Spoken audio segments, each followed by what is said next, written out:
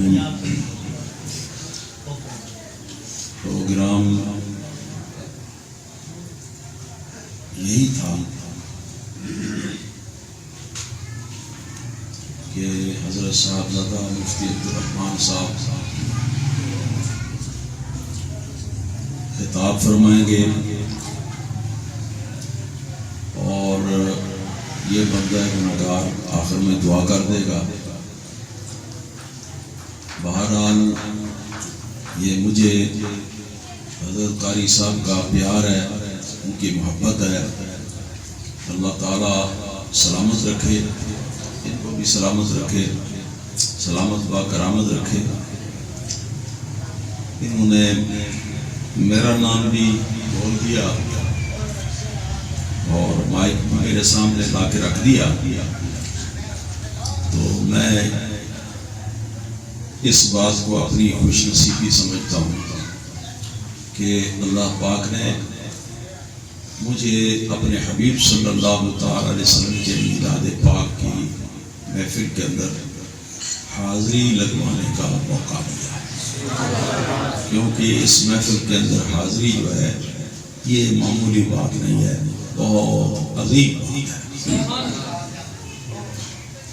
تو میں سرکار دو عالم صلی اللہ تعالی علیہ وآلہ وسلم کی ایک حدیث پاک آپ حضرات کو سناؤں گا، اور اس میں سے جو کچھ فوائد ہمیں حاصل ہوں گے ان کی طرف اشارہ کرتا جاؤں گا. اور اصل چیز اس میں جو ہے وہ یہ ہے کہ صاحب میلاد صلی اللہ تعالی علیہ وآلہ وسلم آپ کی میلاد شریف کے ذکر کے لیے محفل ہو تو اس کے اندر حضور نبی کریم صلی اللہ علیہ وسلم کے جو جسمانی خصوصیات ہیں آپ کا سراپا مبارک ہو، اس کا بھی کوئی حصہ جو ہے نا وہ بیان ہو جائے. تو جسمانی خصوصیات جو آپ کے ہیں ان میں سے صرف ایک خصوصیت کا اس میں ذکر ہوگا اور باقی سرکار ہی کی باتیں ہوں گی. نحمده ونصلي ونسلم ونبارك على سيدنا رسوله الحبيب الكريم وعلى آله وصحبه أجمعين. أما بعد فأعوذ بالله من الشيطان الرجيم. بسم الله الرحمن الرحيم. فقد قال الشيخ الإمام ابو عیسیٰ الترمذی رضی اللہ تعالی عنہ فی کتابہ الشہیر الشمائل المحمدیہ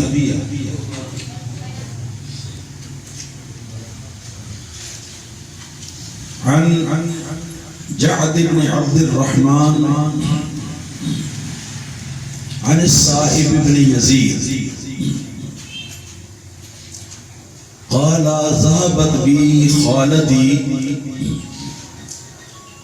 إلى رسول الله صلى الله تعالى عليه وآله وسلم وقالت يا رسول الله، سب درود پاک پڑھو، سرکار کا جب بھی نام ہوا ہے، یا رسول اللہ صلی اللہ تعالی علیہ وسلم، ان ھذا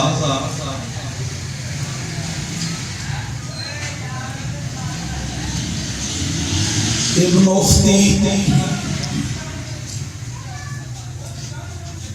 وهو واجع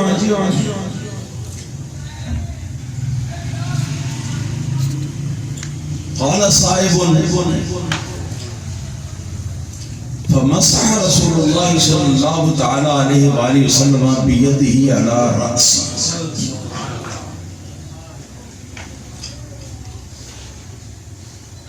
ودعا لي بالبركة ثم توضأ فشربت من وضوئه صلی اللہ تعالی وسلم ثم درت حوله حتى كنت براء ظهره صلی اللہ تعالی وسلم فنظرت إلى خاتم النبوة بين كتفيه الشريفين مثل زر الحجر.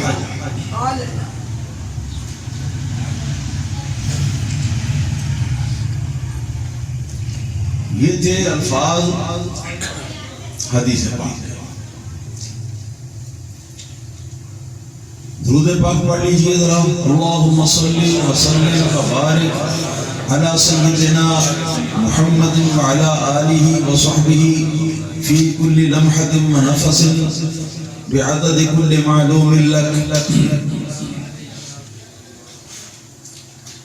امام ترمذی نے اپنی سند کے ساتھ اپنی شعراء آفاق کتاب الشمائل المحمدیہ میں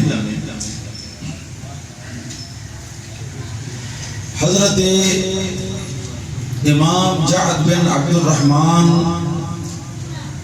تابعی رضی اللہ تعالیٰ عنہ سے روایت کیا اور حضرت جعد نے اس حدیث کو سرکار کے پیارے صحابی سیدنا صائب بن یزید رضی اللہ تعالی عنہ سے روایت کیا اور حضرت صائب رضی اللہ تعالی عنہ فرماتے ہیں کہ میری خالہ مجھ کو ساتھ لیے ہوئے رسول اللہ صلی اللہ علیہ وآلہ وسلم کی خدمت اقدس میں حاضر ہے. یہ میں وضاحت کر کے اپنی طرف سے بتا رہا ہوں، حدیث کے الفاظ نہیں ہیں. شارحین نے لکھا ہے کہ اس وقت حضرت صائب رضی اللہ تعالیٰ عنہ جو صحابی ہیں، ان کی عمر جو ہے وہ بہت چھوٹی عمر تھی، کوئی 5-6 برس کے بچے ہوتے یہ اس سماج.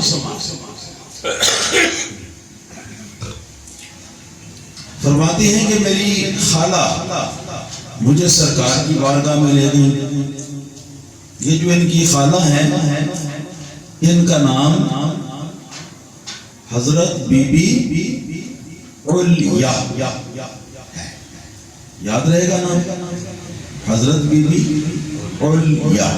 عین پیش لام عل، آگے یہ ہے، یہ کے اوپر زبر ہے اور آگے چھوٹی ہے. علیا کیا؟ حضرت بی بی علیا. یہ رسول اللہ صلی اللہ علیہ وسلم کی صحابیاں ہیں اور میں چاہتا ہوں کہ ان کا مبارک نام بھی ہمارے گھروں میں جو بیٹیاں پیدا ہوتی ہیں تو ان کے اور نام ہم رکھتے ہیں تو یہ نام بھی آنا چاہیے. اس کی برکت بھی ہمیں حاصل کرنی چاہیے.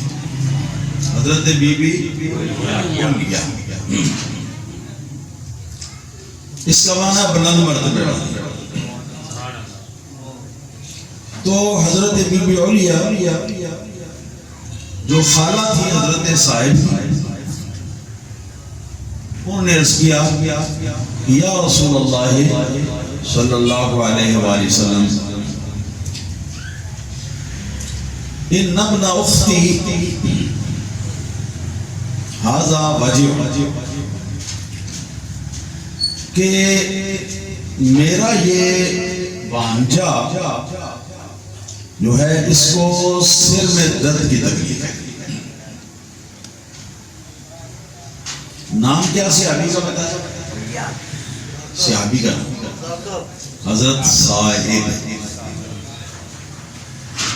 حضرت صائب، سین الف صاد آگے حمزہ ہے، حمزہ کے نیچے زیر ہے اور آگے بے ہے، اس کے اوپر جزم ہے صاحب رضی اللہ، جن کا واقعہ نام ان کا یاد رکھیں، برکت بھی ہوگی اور انشاءاللہ تعالیٰ اپنے گھروں میں جا کے اپنے گھر کی عورتوں کو بچوں کو اکٹھا کر کے تو ان کو یہ کہانی بھی سنائیں گے حدیث پاک اللہ ربی لا شریک لہ۔ عرض کیا کہ حضور میرا یہ بھانجا ہے اور اس کے ساتھ میں درد کی تکلیف ہے۔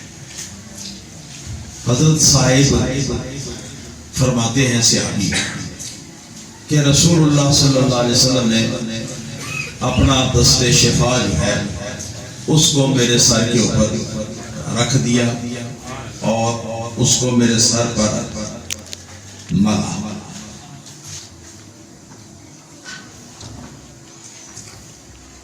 پھر اس کے بعد سرکار نے میرے لیے برکت کی دعا فرمائی۔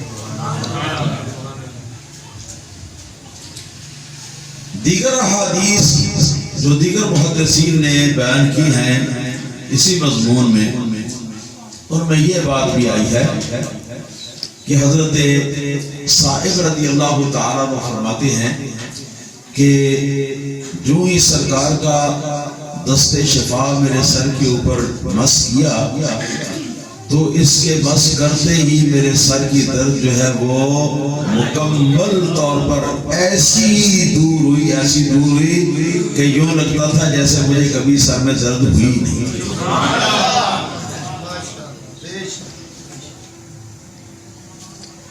حضرت امام بہقی رضی اللہ تعالیٰ عنہ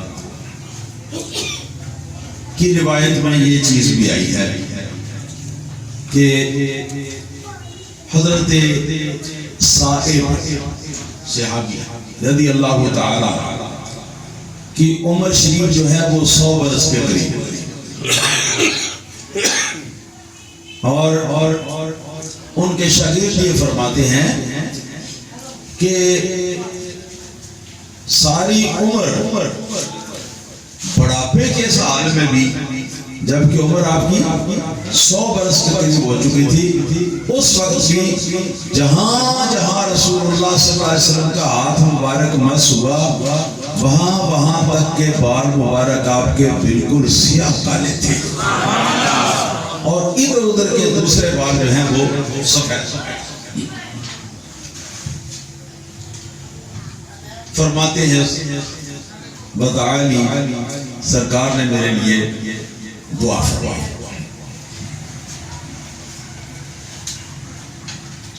یہ امام محمد بن سعد الزہری طبقات کبرا میں اپنی صحیح سند کے ساتھ روایت فرماتے ہیں حضرت عطا تابعی رضی اللہ تعالیٰ کہ وہ فرماتے ہیں کہ حضرت صاحب رضی اللہ تعالیٰ عنہ نے ایک مرتبہ یہ بھی بتایا کہ حضور نے یہ دعا جو ہے میرے لیے فرمائی تھی تو یہ دعا کے الفاظ کے ساتھ فرمائی تھی۔ پھر فرماتے ہیں کہ وہ الفاظ یہ تھے کہ اللہم بارک فیہ، یا اللہ پاک یہ جو صاحب ہے میرا ننھا منہ صحابی صاحب اس کے وجود کے اندر اس کے بدن کے اندر برکت عطا فرما۔ سرکار نے یہ دعا فرمائی۔ یہاں پر امام بخاری رضی اللہ تعالیٰ عنہ اپنی صحیح میں اسی حدیث کو جب نقل کرتے ہیں تو حضرت صاحب رضی اللہ تعالیٰ عنہ کے شاگرد تابعی کبیر حضرت سیدنا جعد بن عبد الرحمن جن کا نام پہلے میں لے چکا ہوں جو اس حدیث کو حضرت صاحب سے روایت فرمانے والے ہیں، وہ فرماتے ہیں کہ واللہ لقد رأيت الصاحب رضی اللہ تعالی وهو ابن 94 سنة 74 حولا فوجدته معتدلا۔ فرماتے ہیں کہ قسم بخدا میں نے حضرت صاحب رضی اللہ تعالیٰ عنہ کو یہ ایک مرتبہ اس وقت دیکھا جب آپ کی عمر مبارک 94 برس سے زیادہ ہو گئی تھی. تو اس وقت میں نے آپ کو جب دیکھا تو آپ کے وجود مبارک کو میں نے بالکل معتدل ایک جوان کا جیسے بدن ہوتا ہے اس طرح، وہی طاقت، وہی پھرتی، وہی چستی بدن کے اندر، نہ کہیں آپ کے چہرے کا یا جسم کا ماس جو ہے وہ لٹکا ہوا ہے. اس عمر کے اندر جا کے آپ کو پتہ ہے کوبڑے ہو جاتے ہیں ہم لوگ، تو ایسا بھی نہیں ہوا. اور کوئی کسی قسم کا معاملہ جو ہے کمزوری کا ان کے وجود کے اندر ہرگز نہیں آیا. تو فرماتے ہیں کہ میں نے ان سے سوال کر لیا کہ استاد گرامی ذرا یہ تو فرمائیے کہ یہ سارا کچھ جو ہے آپ کی صحت کا یہ معاملہ اس عمر کے اندر یہ کیسے ہو گیا ہے؟ تو حضرت صاحب رضی اللہ تعالیٰ نے فرمایا کہ انی لأعلم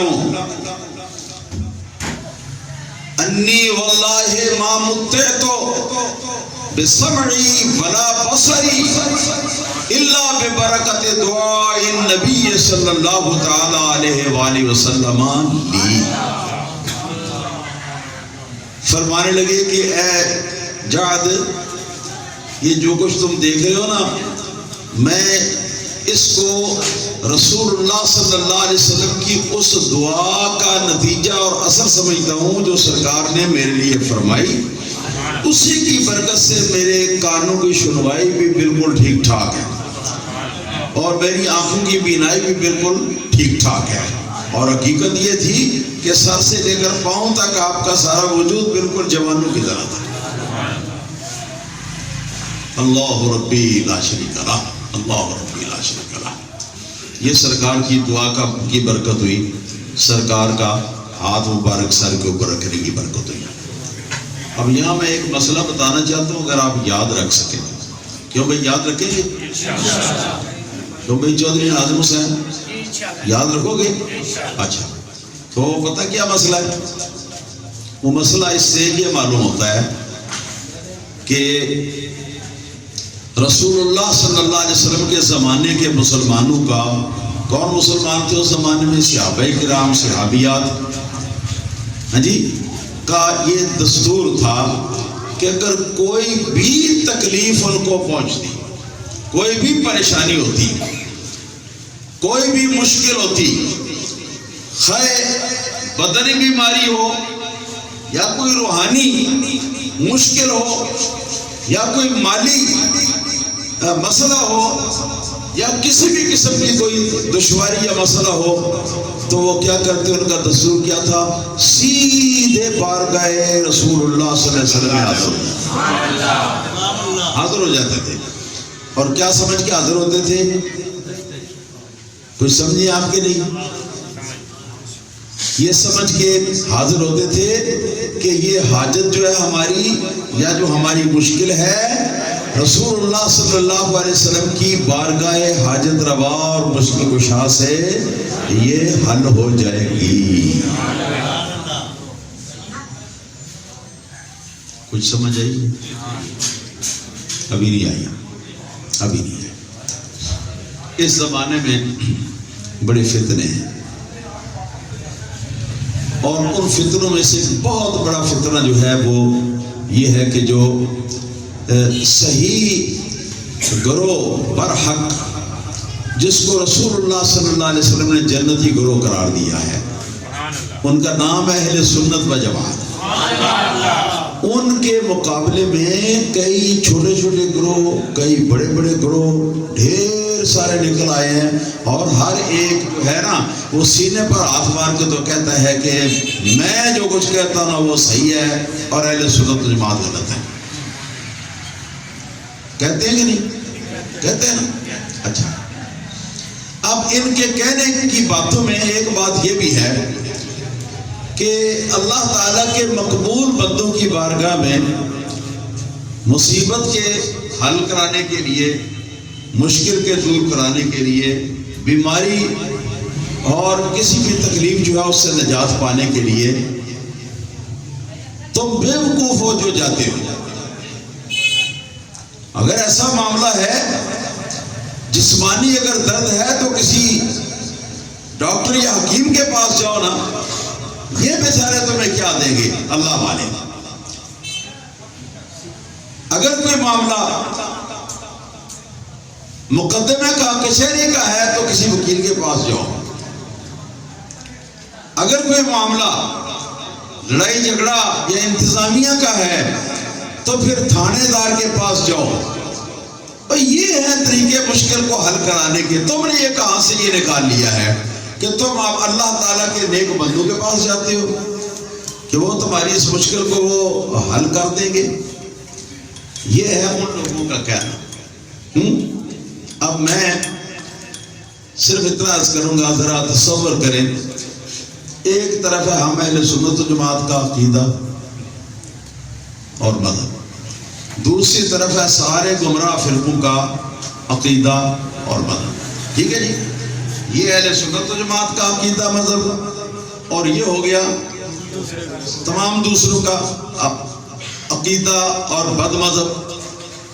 تو اب آپ سے یہ سوال کروں گا کہ جو عقیدہ اور جو مذہب رسول اللہ صلی اللہ علیہ وسلم کے زمانے میں پایا جاتا تھا، جس پر سرکار کے صحابہ کرام قائم تھے، وہ صحابہ جو ڈائریکٹ رسول اللہ صلی اللہ علیہ وسلم کے شاگرد تھے، جن کو دین، ایمان، اسلام سب کچھ رسول اللہ نے خود سکھایا تھا، جو اس زمانے کا، جو ان کے پاس موجود ہونے والا جو عقیدہ یا جو نظریہ ہے، جو مذہب ہے، آپ سچ بتائیں ان کے پاس ہے یا ان کے پاس ہے؟ سچ بتاؤ، کیا نام ہے ان کا جن کے پاس ہے؟ اور دوسروں کے پاس یہ؟ اب کچھ سمجھیے، ابھی بھی پورا نہیں سمجھا۔ وہ بات یہ سمجھنے کی ہے کہ آپ سینے پر ہاتھ مار کے کہیں مذہب مذاہب کے سامنے کہ ہمارا مذہب وہی ہے، ہمارا عقیدہ وہی ہے جو رسول اللہ صلی اللہ علیہ وسلم کے زمانے کا مذہب تھا، آپ کے زمانے کا عقیدہ تھا، جو عقیدہ صحابہ کرام کا تھا، جو عقیدہ صحابیہ عورتوں کا تھا۔ اور وہ کیا کہ جب بھی کوئی مشکل جو ہے وہ آ گئی تو سیدھے سرکار کی بات، اور یہ یقین کر کے کہ سرکار توجہ فرمائیں گے تو ہماری مشکل حل۔ اب آگے سرکار دو عالم صلی اللہ علیہ وسلم کبھی تو حضور دم فرما دیتے، جی یہ بھی ثابت ہے، کبھی رسول اللہ صلی اللہ علیہ وسلم آپ اپنا ہاتھ مبارک پھیر دیتے، کبھی رسول اللہ صلی اللہ علیہ وسلم اپنا ہاتھ منہ وغیرہ مبارک جو ہے اس کو دھو کر جو پانی نیچے گرا ہے وہ پانی جو ہے وہ دے دیتے، اس کو پی لو۔ کبھی رسول اللہ صلی اللہ علیہ وسلم اپنی زبان سے کچھ بھی نہ بولتے اور فرماتے کہ اچھا لے جاؤ اس کو۔ ان ساری صورتوں میں یہ مشکل حل،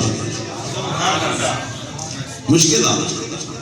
اور جو صحیح معنی میں اہل اللہ ہیں، میں مکاروں کی بات نہیں کرتا، دھوکہ بازوں کی بات نہیں کرتا، آج اینٹ پٹیاں تھلیوں 50 پیر نکلتے ہیں، ایسے پیروں کی میں بات نہیں کرتا، میں ان پیروں کی بات کرتا ہوں جو عالم ربانی بھی ہوں، روحانیت اور تصوف بزرگان دین کو بھی وہ اچھی طرح سمجھتے ہوں، رسول اللہ صلی اللہ علیہ وسلم کی شریعت کے پابند ہوں۔ میں ان مشائخ اور پیروں اللہ والوں کی بات کرتا ہوں، ان کی بارگاہ میں آج بھی جب ہم جاتے ہیں تو اللہ تعالیٰ کے فضل و کرم سے اسی طرح ہماری مشکلات آسان۔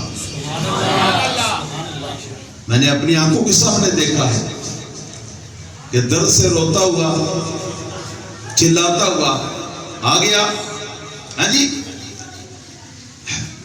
خانقاہ قادریہ عالمیہ اشرفیہ کے اندر، اور اس کو خانقاہ کے کسی بچے نے کچھ پڑھ کر دم کر دیا تو پھر فوراً اس کی درد تکلیف دور ہو گئی اور وہ تندرست ایسے لا علاج مریض ہسپتالوں کے اندر جن کو ڈاکٹروں نے مسترد کر دیا کہ ہمارے پاس ان کا علاج کوئی نہیں ہے، چند دن ان کو گھر پہ لے جا کے ان کی خدمت سیوا کر لو، یہ اب بچے گا نہیں، ایسے لوگوں نے جب دم کروایا تو اللہ تعالیٰ کے فضل و کرم سے ان کا بھی بیڑا پار ہو گیا، تندرست ہو گئے۔ ہاں البتہ یہ بات یاد رکھنی چاہیے کہ شافی مطلق اللہ تعالیٰ وحدہ کی کی ذات ببرکات ہے، اور رب ہونے کا کسی کا دعویٰ نہیں ہو سکتا۔ وہ چاہتا ہے تو شفا ہو جاتی ہے، اور اگر وہ نہ چاہے تو پھر کچھ بھی نہیں ہوتا، اور اس پر کوئی زور لگانے کی ضرورت نہیں۔ مسئلہ آپ کی سمجھ میں آ گیا کہ آپ کا مذہب کون سا ہے؟ جی یہ کون سا مذہب ہے؟ رسول اللہ کے زمانے والا جو مذہب ہے، رسول اللہ کے زمانے والا جو عقیدہ ہے، یہ اہل سنت و جماعت کا مذہب اور عقیدہ، یہ وہ عقیدہ ہے جی۔ اور پھر اس سے یہ بھی پتہ چلا کہ جو ہمارے علاوہ دوسرے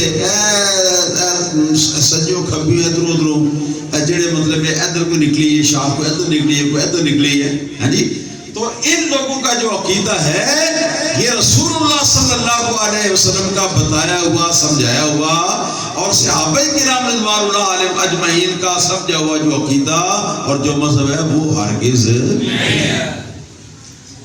اتنی بات اگر آپ نے سمجھ لی تو سمجھیے کہ نہیں، اگر آپ نے سمجھ لی ہے تو پھر اب آپ کو کسی بد مذہب سے کوئی خطرے کی فکر نہیں جی، کیونکہ اس سے جب وہ بات کرے گا آپ کو سمجھانے کی تو آپ سیدھا سیدھا کہہ دیں کہ ہم سمجھے ہوئے ہیں، تمہاری باتیں ہمیں سننے کی ضرورت نہیں ہے، اس لیے کہ تم تو پٹنی سے اترے ہو، تمہارے پاس وہ مذہب ہی نہیں، وہ عقیدہ ہی نہیں جو رسول اللہ صلی اللہ علیہ وسلم کے زمانے کا صحابہ کرام کا عقیدہ تھا، تو خبردار میرے ساتھ بات کرنے کی بس انشاءاللہ تعالیٰ ایسا وہ رفع چکر ہوگا کہ آئندہ کبھی بھی آپ کے پاس آپ کے ساتھ بات کرنے کی کوشش نہیں کرے گا۔ کاش کہ میرے یہ سارے دوست نوجوان بیٹے کاش کہ ایسی باتوں کو اپنے علماء سے سن کر یاد رکھیں، اپنے مذہب کی حفاظت کریں، اپنے بچوں کے مذہب اور عقیدے کی حفاظت کریں، ان کے ایمان کی حفاظت کریں، اپنی بچیوں کے عقیدے اور ایمان کی حفاظت کریں، اپنے گھر کی عورتوں کے ایمان اور عقیدے کی حفاظت کریں۔ قیامت کے دن اللہ تعالیٰ کی بارگاہ سے یہ سوال نہیں ہوگا کہ بتاؤ تمہارے گھر میں ایئر کنڈیشن تھا کہ نہیں، بتاؤ تمہارے گھر میں ایک کمرے میں کتنے پنکھے لگے ہوئے تھے، بتاؤ کہ تمہارے گھر کے کتنے تمہارے فلاں کمرے کے کتنے دروازے تھے، بتاؤ کہ تمہارے گھر میں کیا پکتا تھا، تم کیا کھاتے تھے، تم لباس کیسا پہنتے تھے۔ اور یہ تو نہیں کسی نے پوچھنا، مگر اگر اللہ تعالیٰ نے پوچھ لیا کہ یہ جو تیرے بچے گمراہ ہو گئے ہیں، بد مذہب کے اوپر چل پڑے ہیں، تو تیرا فرض نہیں تھا کیا کہ ان کی حفاظت کرتا اور ان کو بچاتا؟ اگر تو نے ان کو نہیں بچایا تو پھر جس جہنم کے اندر یہ جائیں گے اسی جہنم کے اندر تو بھی جائے۔ ایسی گل اگر سمجھ لو گے نا تو بہت سارا بڑا بھلا ہو جائے گا۔ اللہ کا رحم فرمائے۔ بات آگے بڑھ گئی، فرماتے ہیں، کون فرماتے ہیں؟ صحابی کا کیا نام بتایا؟ صائب، ساتھ حضرت بھی کہہ لینا، ادب ہو جائے، حضرت صائب، اور ساتھ رضی اللہ تعالیٰ عنہ بھی کہہ لینا، ہے جی، تاکہ سارے آداب ادا ہو جائے۔ حضرت صائب رضی اللہ تعالیٰ عنہ نے فرمایا فتوضأ ثم توضأ رسول اللہ صلی اللہ علیہ وسلم، پھر اس کے بعد رسول اللہ صلی اللہ علیہ وسلم نے وضو فرمایا۔ اب شارحین نے بہت کچھ لکھا کہ سرکار نے وضو کیوں فرمایا، بہت توجیہیں بیان کی، مگر جس بات کے اوپر دل جو ہے نا یہ ٹکتا ہے، اور یہ ایسے شارحین جن کے یہاں روحانیت کی چاشنی بھی ہے، انہوں نے جو بات پسند فرمائی وہ یہ تھی کہ رسول اللہ صلی اللہ علیہ وسلم وضو فرما کر تو اپنا چہرہ مبارک اور اپنے ہاتھ مبارک اپنے پاؤں مبارک جو ہیں ان کو دھو کر، تو جو ان کا دھونا ہے نا، دھونے کے بعد جو گرنے والا پانی ہے، سرکار وہ پانی تیار کرنا چاہتے تھے. کس کے لیے؟ حضرت صاحب رضی اللہ تعالیٰ کے لیے.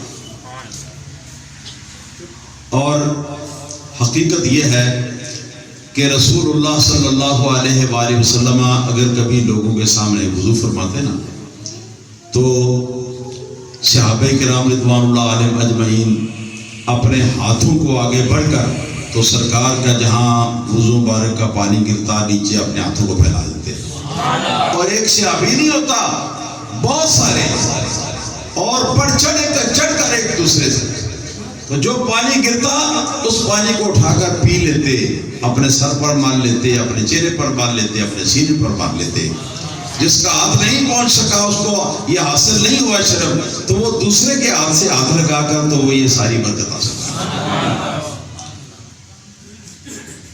تو لگتا ہے کہ یہ پانی جو ہے یہ کسی برتن کے اندر جمع کیا گیا تھا.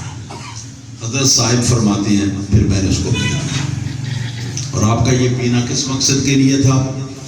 اس کی بہت سارے محدثین نے وجہ یہ بیان کی ہے کہ انہوں نے اس رسول اللہ صلی اللہ علیہ وسلم کے غسالہ مبارک یا تہمن مبارک جو ہے جی مستعمل پانی، اس کو آپ نے برکت اور شفا حاصل کرنے کی غرض سے پیا تھا.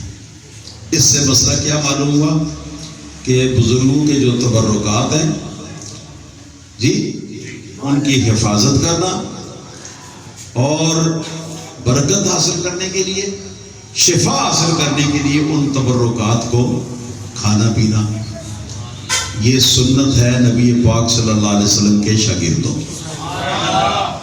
اور سرکار کی بھی یہ سنت ہے، اس کو سنت تقریری کہتے ہیں کہ ایک کام ہے رسول اللہ صلی اللہ علیہ وسلم کے سامنے کیا گیا ہے اور رسول اللہ صلی اللہ علیہ وسلم نے اس کام کو برقرار رکھا، اس پر کوئی آپ نے ممانعت یا نہیں وارد نہیں فرمائی، اس کو حدیث تقریری کہتے ہیں. تو یہ سنت تقریری ہوئی. اور یہ بھی آپ دیکھ لیں کہ یہ کون سے مذہبی گروہوں میں سے کون سا مذہبی گروہ ہے جس کے پاس یہ چیز پائی جاتی ہے کہ بزرگان دین کے تبرکات سے برکات حاصل کرتے ہیں، شفا حاصل کرتے ہیں، ان کی تعظیم کرتے ہیں، ان کی حفاظت کرتے ہیں. وہ آپ کو صرف وہی ملے گا اہل سنت، دوسرا کوئی نہیں ملے گا. پھر خواہ دوسروں کی باتیں ادھر ادھر سے سننے کا تکلف آپ کیوں کرتے ہیں؟ خبردار، ائمہ دین نے لکھا ہے، سیدنا امام اعظم ابو حنیفہ رضی اللہ تعالیٰ عنہ، سیدنا امام احمد بن حنبل رضی اللہ تعالیٰ عنہ نے یہ فرمایا ہے کہ بد مذہب کی نہ بات سنو، نہ بد مذہب کی تقریر سنو، نہ بد مذہب کی کتاب کو پڑھو. فرماتے ہیں مبادہ ایسا نہ ہو کہ اس کی کوئی بات جو ہے وہ آپ کے دل کے اندر اڑ جائے یا آپ کے دماغ کے اندر وہ بیٹھ جائے اور پھر ساری زندگی تم گمراہی پر گزار دو. تو یہ تو بہت پرانے لوگوں نے سمجھا دیا ہے نا. آج کل پتہ نہیں لوگ کیا کرتے ہیں، جس کی تقریر ٹی وی پر آ گئی اسی کو سننا شروع کر دیا، سننی ہو یا نہ ہو. جس کی کتاب مل گئی یا کوئی مضمون مل گیا لکھا ہوا، یا آج کل سوشل میڈیا کا دور ہے، اس میں جی وہ ذرا اس کو چلائیں تو آگے کوئی نہ کوئی وہ صاحب ریش اور جناب وہ آ جاتی ہے اور آگے کچھ بیان شروع کر دیتے ہیں. وہ میرے نیک بھائیوں، کسی بھی ایسے بندے کی تقریر یا اس کی تحریر جو ہے اس کو سننے یا پڑھنے سے پہلے یہ تو تحقیق کر لو، یہ تو تسلی کر لو کہ یہ اپنا ہے یا بیگانہ ہے. کون ہے؟ یہ نبی پاک صلی اللہ علیہ وسلم سے مرفوعاً بھی مروی ہے اور موقوفاً صحابہ کرام سے بھی مروی ہے. حضرت سیدنا سفیان رضی اللہ تعالیٰ عنہ ارشاد فرماتے ہیں کہ ان ھذا العلم دین، کہ نبی پاک صلی اللہ علیہ وسلم یا صحابی نے یا تابعی نے یہ فرمایا کہ بے شک یہ علم، جس علم کو ہم حاصل کرنا چاہتے ہیں، یہ علم کیا ہے؟ فرماتے ہیں کہ یہ علم بھی دین ہے. یہ علم کو حاصل کرنا نا جو، یہ بھی دین ہے، یہ علم بھی دین ہے. فانظروا عمن تاخذونه دینکم، تو اچھی طرح دیکھ بھال لو، اچھی طرح غور کر لو، اچھی طرح آزما لو کہ جس سے تم اپنا دین سیکھتے ہو، جس سے تم علم حاصل کرتے ہو، وہ کون ہے، اس کا کیا. صوفی شفیق صاحب بیٹھے ہوئے ہیں، ہاں جی، اگر صوفی صاحب ایک پیالہ لینے کے لیے پہاڑے والے بازار چلے جان تو وہ پیالہ چک کے تے وہ پھر لینا ہوتا ہے، پھر انہوں کی کرتے ہیں، انہوں ویکھتے ہیں اس پاس کوئی چبا تو نہیں، کدھر مطلب کہ کوئی شراب تو نہیں، کدھر کوئی بھریا تو نہیں، پھر کھڑکا کے انگلی نال ویکھتے ہیں. ہاں جی، ایسا ہی ہوتا ہے، ٹھیک ہے نا جی. کیوں دیکھتے ہیں کہ یہ جو پیالہ لینا ہے، جو پیالہ لے کے میں گھر جا رہا ہوں، یہ پیالہ خراب نہ ہو. تو ایک مٹی کا پیالہ لیتے میرے دوست، میرے بیٹے، ایک مٹی کا پیالہ لیتے وقت آپ اتنی دیکھ بھال کرتے ہیں جی، اتنا آپ کوشش کرتے ہیں، تو ایک ایمان یا علم دین ہی ایسا رہ گیا یتیم کہ جس کو حاصل کرنے کے لیے آپ کبھی بھی نہیں سوچتے کہ یہ جس کے سامنے آپ بیٹھ کر اس کی باتوں کو سن رہے ہیں یہ ہے کون ہے. وہ چاہے شیطان کا نانا کیوں نہ ہو، آپ سن لیتے ہیں اور واہ واہ واہ واہ کرتے رہتے ہیں، چاہے کیسے ہی بات مطلب کیوں نہ ہو. یاد رکھو، جب تک تسلی نہ ہو کہ جو بات کر رہا ہے یا جو لکھ رہا ہے بات کو یہ پکا خالص سنی حنفی ہے، جب تک اس بات کا یقین نہ ہو جائے اس وقت تک نہ اس کی کتاب پڑھو، نہ اس کی تحریر دیکھو اور نہ اس کی تقریر سنو. بات دور چلی گئی ہے، ختم کرتا ہوں. فرماتے ہیں حضرت صاحب حضرت، میں آپ لوگوں کو تنگ نہیں کر رہا کہ بار بار آپ کو تکلیف دوں، پریشان کروں نہ. میرا مقصد صرف اتنا ہے واللہ کہ آپ کو یاد ہو جائے، بار بار زبان سے کہہ لیں گے تو یاد ہو جائے گا. فرماتے ہیں کہ پھر میں اٹھا، سرکار کے ننے سے آدمی 4-5 برس کے، تو فرماتے اٹھ کے نہ تو میں نے نبی پاک صلی اللہ علیہ وسلم کے پیچھے کبھی آگے کبھی دائیں کبھی بائیں میں نے گھومنا شروع کر دیا، یہاں تک کہ گھومتے گھومتے فرماتے ہیں کہ سرکار دو عالم صلی اللہ علیہ وسلم کی یہ جو پشت انور ہے نا، اس کے پیچھے جا کے نا تو میں کھڑا ہو گیا. تو جو ہی میں کھڑا ہو گیا تو شارحین لکھتے ہیں کہ ایسا لگتا ہے کہ جیسا نبی پاک صلی اللہ علیہ وسلم اپنی نگاہ نبوت سے بچے کے دل کی بات کو سمجھ گئے تھے کہ یہ بچہ جو ہے میرے ارد گرد کیوں گھوم رہا ہے اور کیوں یہاں آ کے کھڑا ہو گیا ہے. اس کو نبی کریم صلی اللہ علیہ وسلم اللہ تعالیٰ کے عطا کردہ علم سے بھانپ گئے تھے اور اس کو سمجھ گئے تھے. اس لیے رسول اللہ صلی اللہ علیہ وسلم نے کیا کیا کہ آپ نے جان بوجھ کر چادر، کاندھوں کے اوپر چادر اڑی ہوئی تھی نا، تو چادر مبارک جو نا ذرا تھوڑی سی پیچھے سے سرکا دی نیچے. جب نیچے چادر سرکی تو حضرت صاحب رضی اللہ تعالیٰ فرماتے ہیں فَنَظَرْتُ إِلَىٰ خَاتَمِ النُّبُوَّةِ بَيْنَ كَتِفَيْهِ الشَّرِيفَيْنِ، میں نے رسول اللہ صلی اللہ علیہ وسلم کے 2 مبارک جو کاندھے ہیں نا ان کے نیچے میں نے آپ کی پشت اثر کے اندر مہر نبوت کو دیکھ لیا. مہر نبوت کی مجھے سیاحت. اس سے یہ بھی پتہ چلا کہ اللہ والے جو ہیں وہ ہم لوگوں کی طرح نہیں ہوتے، تم لوگوں کی طرح نہیں ہوتے کہ جو چیز سامنے آئی اس کو دیکھ لیا ورنہ کوئی پتہ نہیں چلتا، بلکہ وہ آدمی کے دل کی باتوں کو بھی جانتے ہیں اور چھپی باتوں کو بھی جان لیتے ہیں. یہ بھی اس حدیث سے معلوم ہے. اور اس مہر نبوت کو جسے آپ مہر نبوت کہہ رہے ہیں یہ میں آپ کے سامنے ترجمہ کر رہا ہوں.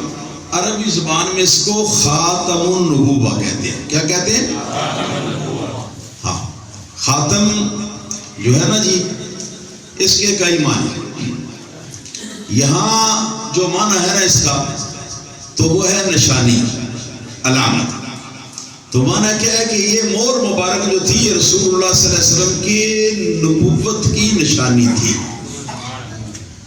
اہل کتاب کے بڑے بڑے کئی علماء سرکار کی بارگاہ میں حاضر ہوتے پہچاننے کے لیے، سمجھنے کے لیے، تو وہ پیچھے آ کے کھڑے ہو جاتے کہ کسی وقت اگر سرکار کی چادر مبارک ذرا نیچے سرکے گی تو ہم دیکھیں گے کہ آیا مور نبوت ہے یا نہیں.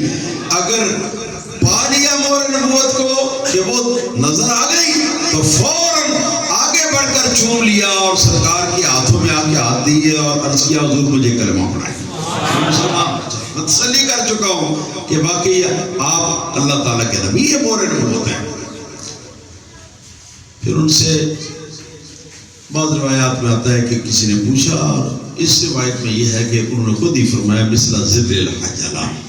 میں اس کے بہت معنوں کی طرف نہیں جاتا، صرف اتنا بتا دیتا ہوں کہ آپ نے بتایا کہ جس طرح جنگلی یا کوہستانی پہاڑی، جنگلی یا پہاڑی علاقے کی مرغی ہوتی ہے نا، اس مرغی کے انڈے کے برابر یہ مور.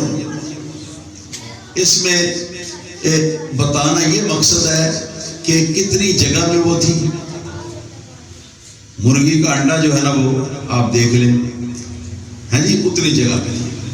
دوسرا یہ بتانا مقصود تھا کہ اس کی شیپ، اس کی شکل کیسی تھی.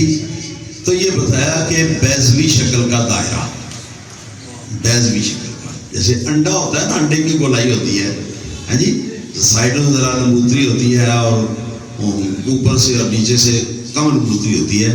تو یہ اس کا جو ہے نا، اس کا سائز بھی بتا دیا اور اس کا اس کے ساتھ ساتھ اس کی شیپ یا اس کی شکل جو ہے نا وہ بھی بتا دی. باقی باتیں بہت ہیں جی.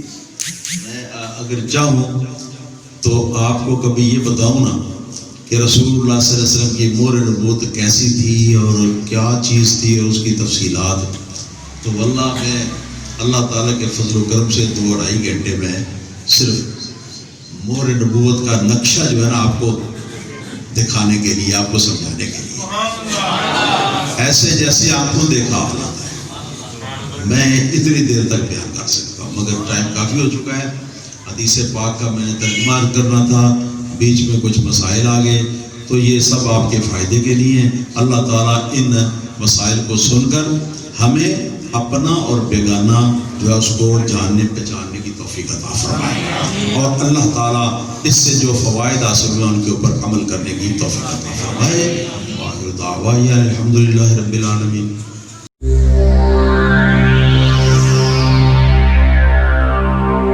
Shahi One Islamic Channel.